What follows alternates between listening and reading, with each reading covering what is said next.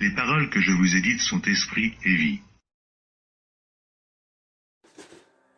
Bonjour à tous, ici c'est le frère Benoît, bienvenue sur la chaîne Chemin de Vérité. Et voici ici cette vidéo, c'est un message pour les puissants de la terre. Et voici ce que le Seigneur dit, de Jésus-Christ aux puissants de la terre. Lisons le livre de la sagesse ensemble.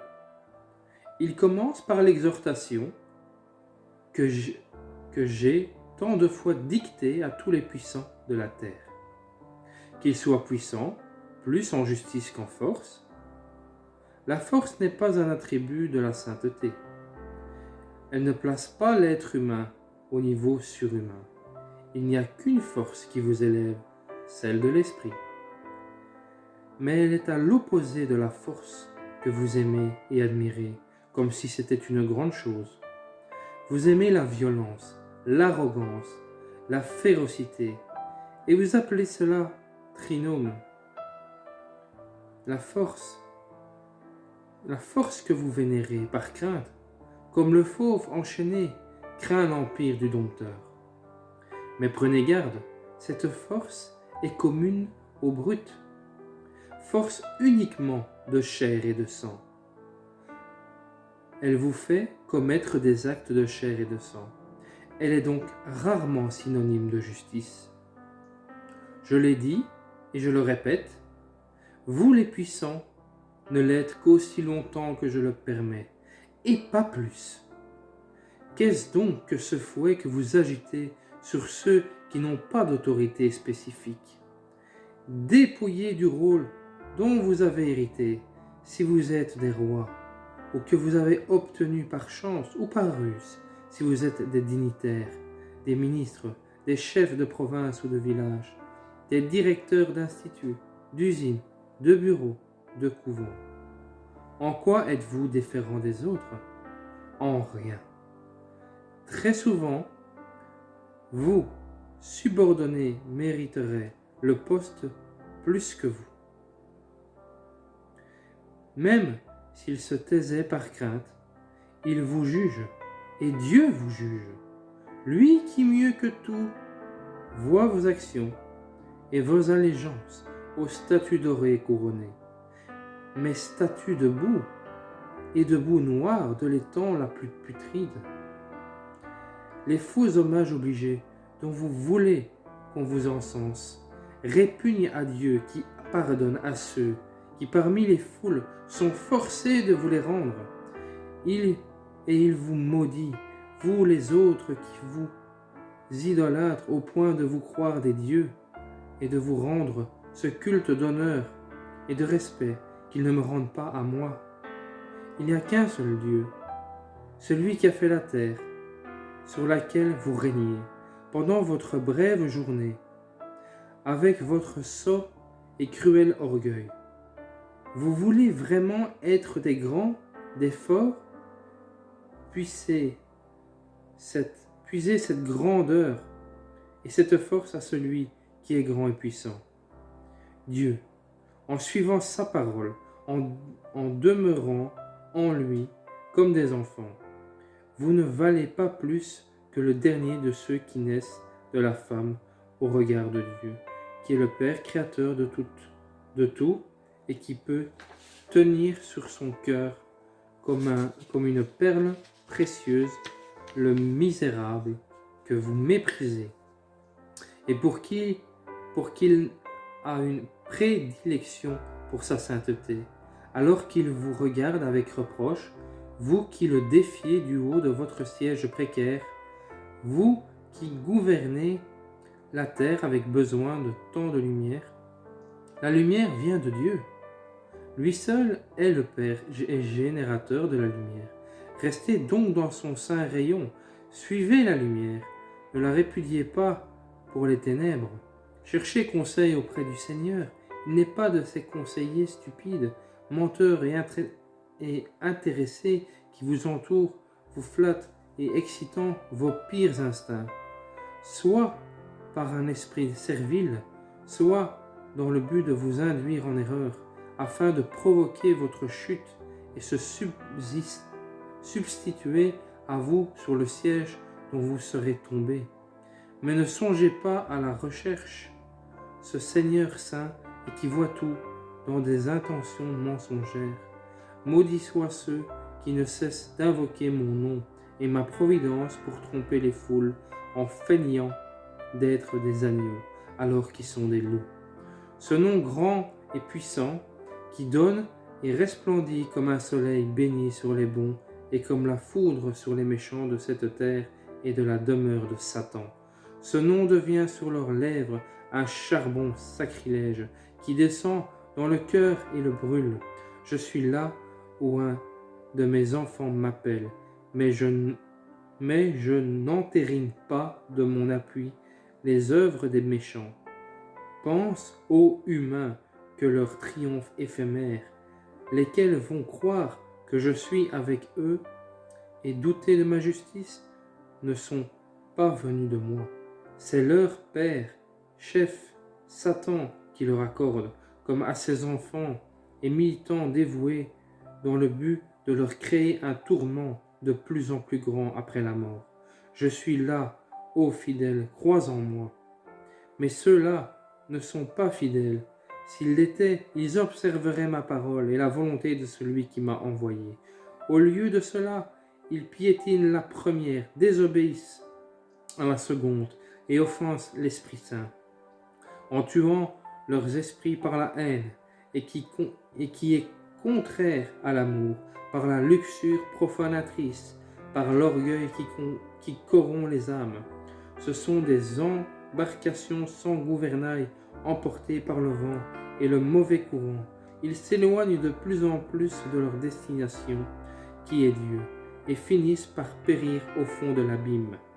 Lorsqu'un cœur est rempli des pensées de la chair ou des pensées d'enfer, lesquelles sont la quintessence des pensées de la chair, comment Dieu peut-il y entrer avec ses lumières?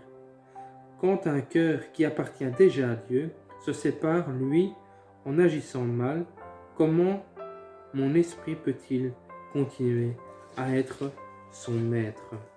Je suis le miséricordieux, je plains et pardonne. Je pardonne beaucoup. Je pardonne ce que je vous vois faire par faiblesse humaine, non ce que vous faites par froid calcul.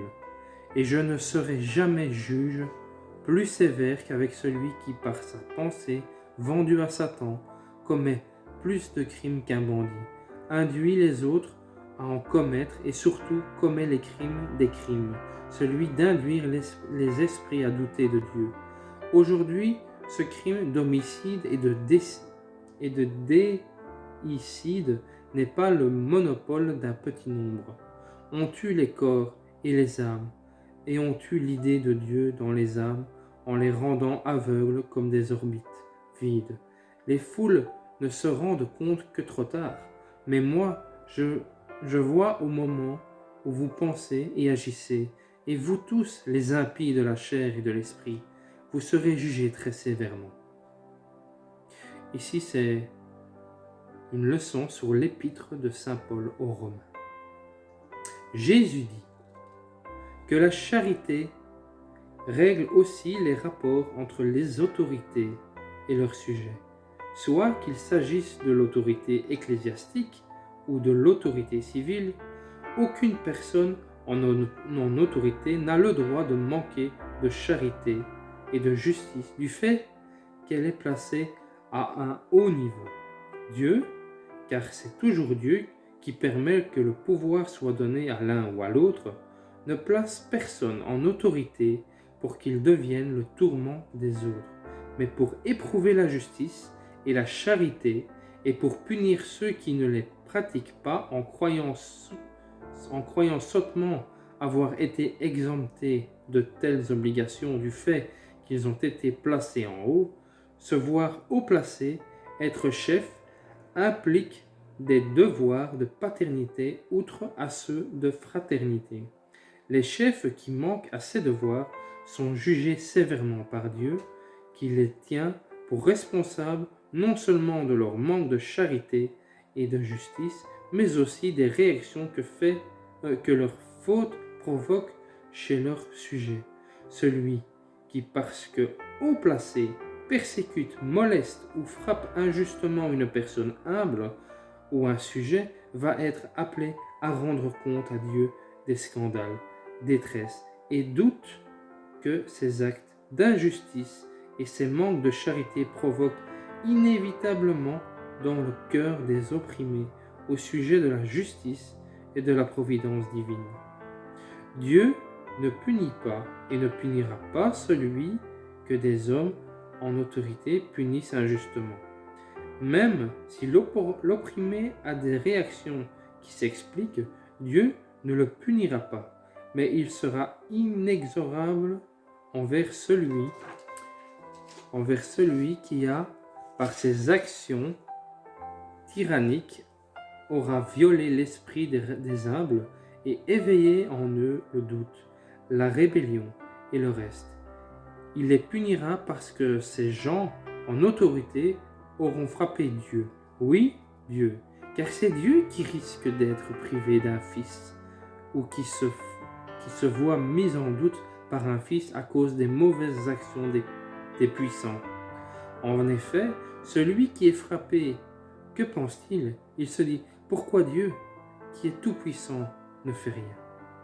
Alors ce n'est pas vrai que la prière confiante obtient l'aide de Dieu. Les puissants qui frappent injustement leur sujet savent-ils ce qu'ils font? Ils frappent Dieu. Dieu souffre dans et avec celui qui souffre injustice. Dieu est frappé à chaque fois qu'on manque à la charité. La nature du rapport qui lie les sujets aux autorités, elle aussi doit se fonder sur la charité. Que les sujets s'abstiennent de juger les autorités, qu'ils laissent à Dieu ce jugement, qu'ils s'abstiennent aussi de toute rébellion, pour que les ordres ne soient pas en contradiction avec la religion et la morale de la collectivité, ni avec un ordre divin déjà préétabli et immuable. Dans ce cas, même s'il faut subir le martyre, sanglant ou non sanglant, il faut imiter le Christ, qui ne s'est pas plié aux volontés désordonnées du Sanhédrin et des pharisiens en général, ni à celles d'Hérode, à l'exemple du Baptiste qui a servi la justice, même s'il savait qu'en agissant ainsi, il aurait payé de sa vie. Par l'exemple des apôtres Pierre et Jean devant le Sanhédrin, de Jacques et des innombrables martyrs de tous les temps qui ont été soit dévorés ou brûlés ou déchirés dans les cirques ou brûlés sur le bûcher comme s'ils avaient été hérétiques ou serviteurs du diable pour avoir fait ce que Dieu leur avait dit de faire. Il faut savoir dire, Dieu seul doit être obéi, et c'est Dieu qu'il faut servir en premier, comme les héros de Dieu ont su faire de Pierre à Jeanne d'Arc, savoir dire dans le cas des persécutions non sanglantes ce qu'ont dit Bernadette de Lourdes, Lucie de Fatima, ses petits cousins et beaucoup d'autres, les puissants, s'ils ne commandent pas ce qui est contraire à Dieu, l'unique, vrai, éternel et parfait puissant, s'ils ne commandent pas des choses contraires à la religion et à la morale, doivent être obéis, et dès cela doit se souvenir quiconque, si haut placé qu'il soit, pour ne pas commettre beaucoup de péchés. Sauf les cas susmentionnés, il faut obéir aux puissants, le temps qu'ils sont des puissants, car un jour ou l'autre, le tombeau ou une révolution populaire pourrait réduire à néant ou transformer en pourriture le pouvoir dont ils sont si fiers. Et fiers au point de s'en servir comme un instrument de torture contre les petits. Mais à part ces cas-là, chaque fois que des personnes en autorité donnent des ordres licides, elles font contraire les ordres que Dieu, en tout premier, Dieu a enseignés aux hommes pour leur bien. La loi humaine ne punit-elle pas ceux qui déjà tombent sous le coup de la loi divine? Par conséquent, pour éviter la punition de Dieu et celle des hommes, Pour vivre dans la justice et la charité comme doivent vivre les fils de Dieu, qui veulent être et se maintenir vraiment tels, il faut ne pas faire le mal, aucun mal, ni celui qui se tourne vers Dieu, ni celui qui se tourne vers les hommes. Il faut respecter la loi de la charité et ne pas désobéir à la voix de la conscience, celle que Dieu a placée en chaque homme pour qu'il ait un guide vers le bien. De cette façon, en respectant la loi de la charité, de la justice et de la conscience, mais par-dessus tout, en ne manquant en aucune manière à celle de la charité, vous donnerez un culte raisonnable à Dieu, et vous atteindrez la perfection dans l'observance de la loi, parce que l'accomplissement de la loi, c'est l'amour, et celui qui vit dans l'amour ne tombe pas dans la concupiscence de la chair, dans celle de l'intelligence ou dans celle de l'esprit. Il reste dans la lumière, en Dieu, il s'identifie au Christ, et avec lui, il partage son royaume. Voilà. Chers frères et sœurs, une fois avoir regardé cette vidéo jusqu'au bout, je vous demande au nom de Jésus, je vous demande de partager un maximum. Ce message est destiné aux puissants de la terre. C'est un message également très bon pour nous tous, mais c'est également un message destiné aux puissants de la terre. Ils doivent en prendre connaissance. Donc je vous prie, au nom de Jésus, de bien vouloir partager, qu'il soit fait selon la volonté de Dieu. Seigneur, je prie pour tous mes frères et sœurs qui regardent cette vidéo, même ceux qui ne te connaissent pas, Seigneur, que toutes les paroles entendues puissent remplir leurs âmes et leurs cœurs. Qu'il soit fait selon ta volonté, Seigneur, en tout temps, que ton nom soit élevé et glorifié. Voilà, chers frères et sœurs, que Dieu vous bénisse abondamment. Et je vous dis à bientôt dans une prochaine vidéo. Au revoir.